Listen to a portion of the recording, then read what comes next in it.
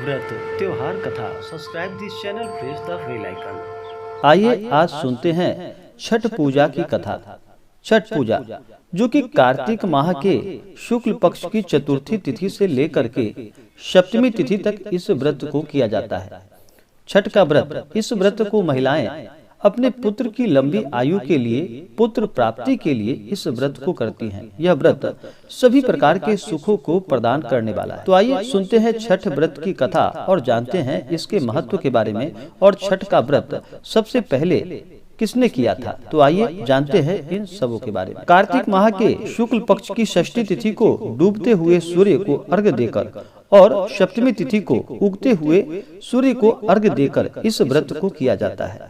इस व्रत में 4 दिनों तक इस व्रत के नियमों का पालन करना पड़ता है, जैसे कि चतुर्थी तिथि को नहाय खाए, पंचमी तिथि को खरना, षष्ठी तिथि को संध्या अर्घ और सप्तमी तिथि को सुबह का अर्घ देते हुए फिर इस व्रत का पारण किया जाता है।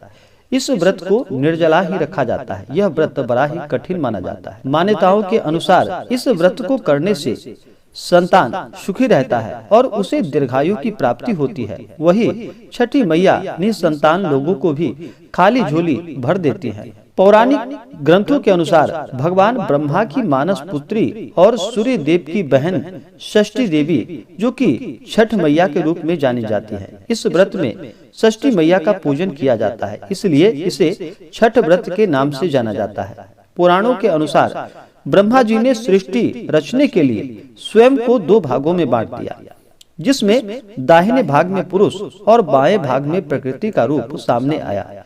सृष्टि की अधिष्ठात्री प्रकृति देवी एक अंश को देवसेना के नाम से जाना जाता है। प्रकृति का छठा अंश होने के कारण इन देवी माँ का एक नाम प्रचलित नाम षष्ठी है, जिसे छठी मैया के नाम से जानते हैं।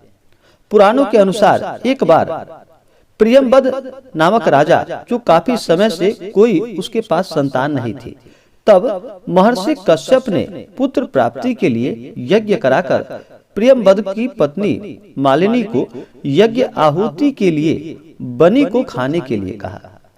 इससे उन्हें पुत्र प्राप्त हुआ, लेकिन वह पुत्र मृत ही पैदा हुआ। प्रियंबद पुत्र को लेकर शमशान गए और पुत्र वियोग में प्राण त्यागने लगे। उसी वक्त भगवान की मानस पुत्री देवसेना प्रकट हुई और उन्होंने कहा कि सृष्टि की मूल प्रवृत्ति के छठे अंश से उत्पन्न होने के कारण मैं षष्ठी कहलाती हूँ। राजन, तुम मेरी पूजा करो और इसके लिए दूसरों को भी प्रेरित करो।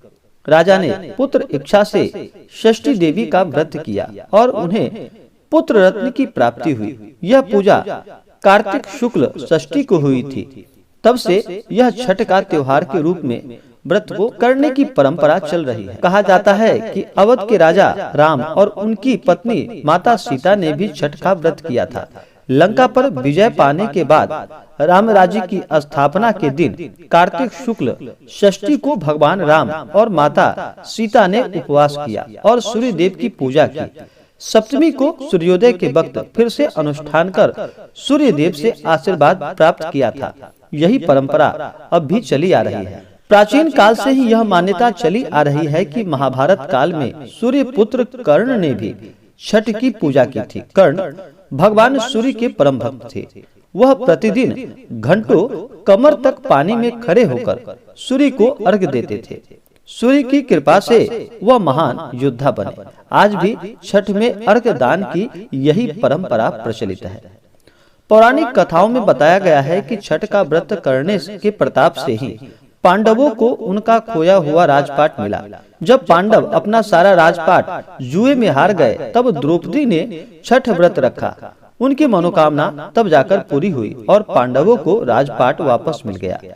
लोक परंपरा के अनुसार सूर्य देव और छठी मैया का संबंध भाई बहन का है, इसलिए छठ के मौके पर भगवान सूर्य की आराधना फलदायी मानी गई है। इसलिए छठ माता का और भगवान सूर्य देव का छठ व्रत में बड़े ही नियम और निष्ठा के साथ पूजन किया जाता है।